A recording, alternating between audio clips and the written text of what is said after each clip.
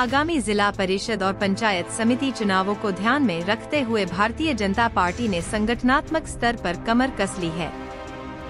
सुधागढ़ तालुका में भाजपा ने बड़ी रणनीतिक पहल की है।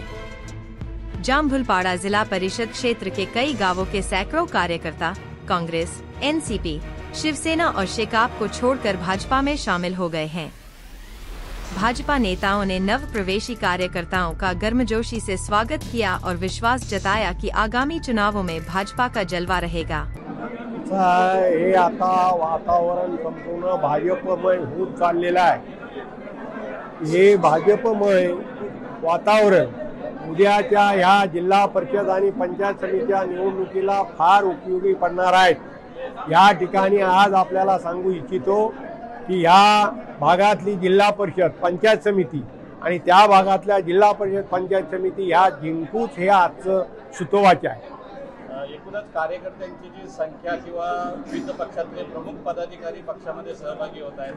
विकासाला एका बाजूला गती मिळेल, मात्र तिकीट वाटपामध्ये थोडासा पेच निर्माण होईल असं वाटतंय। तो पेच कसा सोडवला जाईल? इथे नेतृत्व चांगलं आहे। प्रकाश देसाईंसारखे, गीता पालरेच्यासारखे, श्रीकांत ठोंबरेंसारखे आणि आरिफ मण्यारसारखे हे सगळे लोक एकत्रित बसले तर मला वाटत नाही की ह्या तालुक्यात कुठे कुरबुरी होईल। तिकीट वाटपाची सुद्धा कुरबुरी होईल असं मला वाटत नाही। भविष्यात किती ग्रामपंचायती आपल्या डोळ्यासमोर आहेत की सध्यांना भाजपमध्ये आपल्याला जेवढ्या ग्रामपंचायती आहेत, जेवढ्यांची निवडणुका झालेल्या आहेत तेवढ्या भाजपमय होती।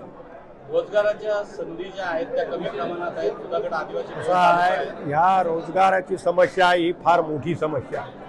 इथं ज्या पद्धतीनं कारखाने उद्योगधंदे उभे राहतील त्यावेळेला या ठिकाणी रोजगाराची संधी सुद्धा सर्वसामान्य माणसाला मिळाली जाईल हे मी आज आवर्जून सांगतो। पुढच्या काळामध्ये महायुतीमध्ये या ठिकाणी जो संघर्ष दिसतोय, पुढच्या काळामध्ये आपली भूमिका काय राहील भाजप? असा पुढच्या काळात काय होईल ते होईल, पण आज आम्ही भाजप म्हणून चाललो।